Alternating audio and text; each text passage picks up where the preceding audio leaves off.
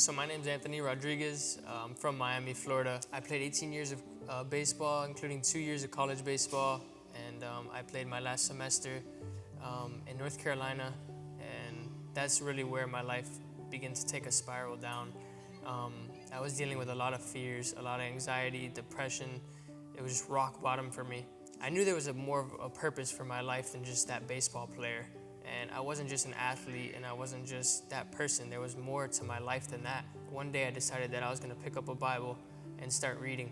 And that's exactly what I did. I started to read, but I kept living in my old ways and I knew something needed to change. So the months went by and I kept reading the Bible and I started to live out what I was reading. And I started to feel like this love and this hope. I decided that I needed to join a community group. I decided to join the ministry, the college ministry, but I knew I needed to be saved and I knew I needed to be baptized. It was always in the back of my mind. I would always sit here every Sunday, wrestling all these thoughts, wrestling what are people gonna say about me? Is this decision even gonna mean anything?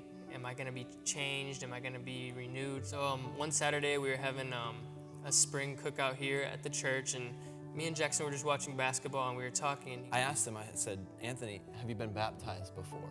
And he said, no, I haven't. I was like, yeah, man, every Sunday I want to make that next step, but I'm nervous, and I was telling him all the thoughts that I've had.